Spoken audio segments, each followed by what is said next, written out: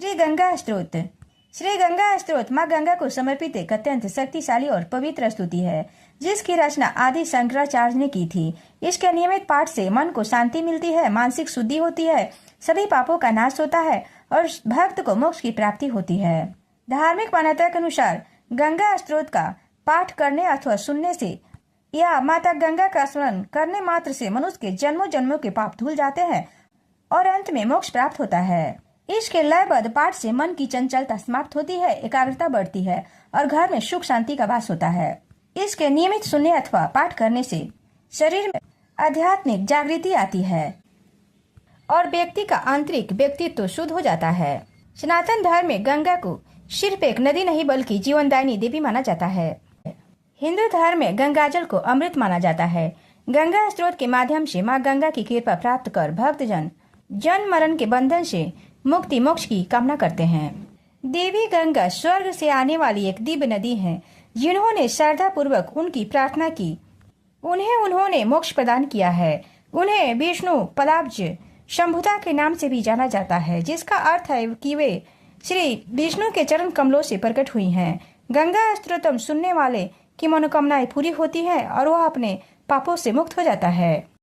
देवी सुरेश्वरी भगवती गंगे त्रिभुवन तारिणी तरल तरंगे शंकर मौलि विहारिणि विमले मम मतिरास्तां तव पद कमले भागीरथी सुखेदायिनी मातास्त्व जल महिमा निगमे ख्यातः नाहम जाने तब महिमानं पाहि कृपामयि माम ज्ञानम्।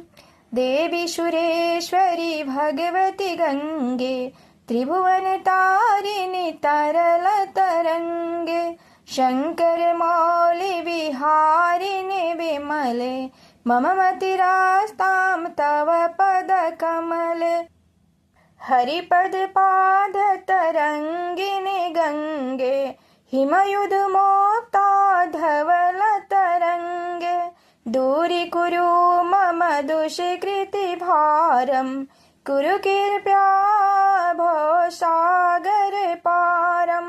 देवी सुरेश्वरी भगवती गंगे त्रिभुवन तारिणी तरल तरंगे तव जलममलमयेन निपीतं परमपदं खलु तेन गृहीतं मातङ्गे त्वयि यो भक्त किल तं दुष्टमनयं महशक्तं। देवी सुरेश्वरी भगवती गंगे त्रिभुवन तारिणी तरल तरंगे पतितो द्वारिणी जानवी गंगे खंडित गिरिवर मंडित भंगे भीष्म जननी है मुनिवर कन्या पतित निवारिणी त्रिभुवन धन्य।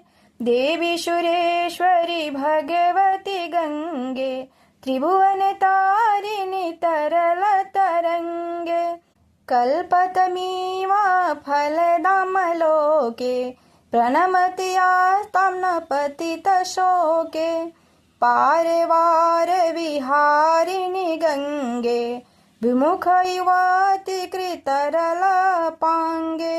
देवी सुरेश्वरी भगवती गंगे त्रिभुवन तारिणी तरल तरंगे शंकर मौलि विहारिणि विमले मम मतिरास्तां तव पद कमले तव चेन्मातः स्रोतः स्नातः पुनरपि जठरशोऽपि न जातः नरक निवारिणि जानवी गंगे कलुष विनाशिनि महिमोतुंगे।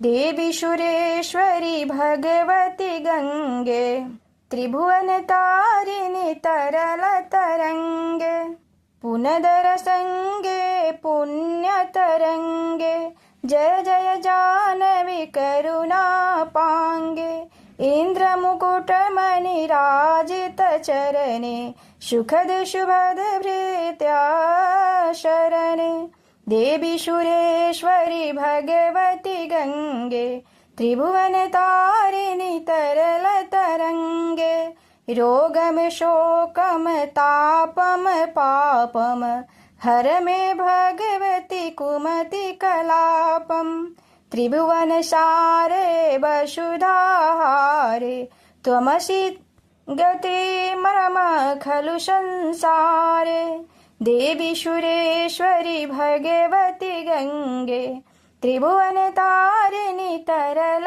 तरंगे अलकानंदे परमानंदे करु करुणामये कातर बंधे तव तट निकटे यस्य निवासः खलु वैकुंठे तस्य निवासः देवी सुरेश्वरी भगवती गंगे त्रिभुवन तारिणी तरल तरंगे वरमिह नीरे कमठो मीनः किमवतीरे शरठः छीनः अथवा स्वपच्चो मलिनदीनस्त्वा नहि दूरे नृपतिकुलीनः देवी सुरेश्वरी भगवती गंगे त्रिभुवन तारिणी तरल तरंगे भो भुवनेश्वरी पुण्ये धन्ये देवी द्रौमयी मुनिवर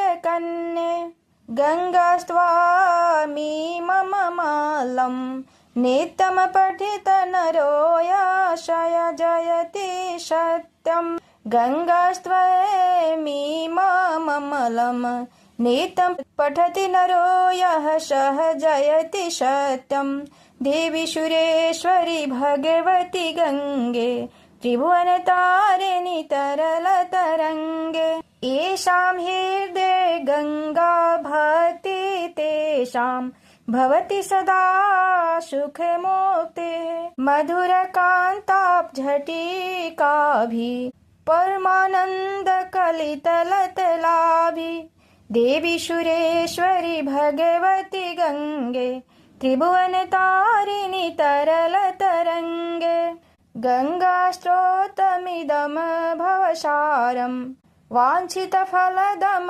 विमलसारं शंकर सेवक शंकर रचितं पठति सुखी अस्तौ इति च समाप्तः देवी सुरेश्वरी भगवती गंगे त्रिभुवन तारिणी तरल तरंगे शंकर मौली विहारिणि विमले मम मतिरास्तां तव पद कमले देवी सुरेश्वरी भगवती गंगे